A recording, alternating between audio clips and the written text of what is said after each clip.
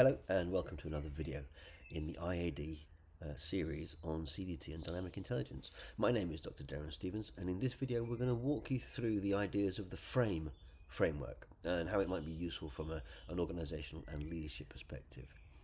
It's going to counter things like VUCA and BANI. So modern complexity demands more than coping mechanisms, and it requires leaders to consciously construct their understanding and responses. So FRAME is fluid, responsive, emergent, multiple perspectives, and ambiguous.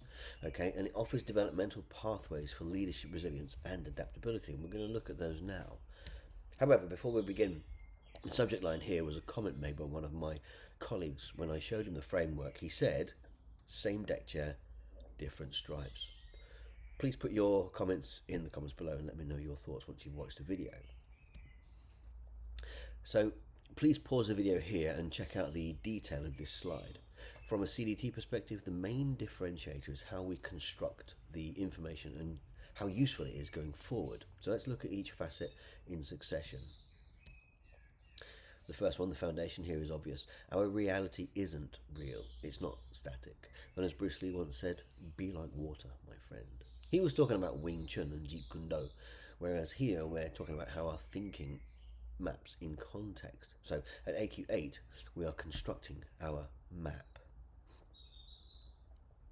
So the next step is response. As much as I enjoy my capacity to predict the outcome of my dot joining from an organizational perspective, it's about how capable we are of responding in the moment to the challenges, and can we choose to respond. If we're not choosing them, then we're simply responding, and that's not really in our control, nor does it make us very high level thinking.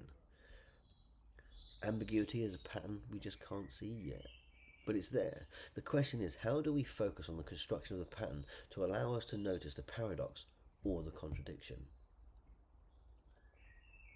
So when talking with organizations, it doesn't really matter at which level we converse. It could be supervisors or it could be board members. The one thing they have in common is their capacity to see or not see multiple perspectives. If they refuse to see a different perspective, then that's different. It's a different problem to someone who is not capable of seeing multiple perspectives. Using the frame in a workshop, I would ask the board members to reframe the problem from the perspective of the last person they hired, from an admin perspective. So how does that person view the problem that the board of directors is looking at right now? Does it add to the complexity, or does it help solve the problem the board cannot see? For me, this is very important. Emergent. It maps back to fluid and responsive in that we represent a relative grounded theory perspective here. In other words, what emerges is directly within our control if we're cognitively capable enough of constructing the environment in such a way that it joins a maximum number of dots to satisfy all levels of the organization. I have many examples of this in my workshop on FRAME if you are interested, but suffice to say, the emergent state of future complexity is key to overcoming volatility and uncertainty. Again, please pause the slide here. Now this is a breakdown of the message.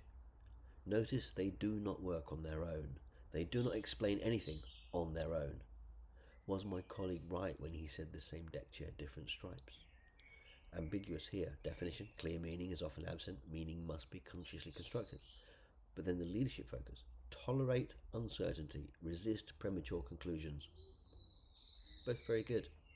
So why does FRAME work with CDT? Because it's clean, it's positive, it's dynamic, and it subtly hints at a conscious construction which fits in with CDT and dynamic intelligence perfectly. Fluid, for example, is change is constant and multi-directional.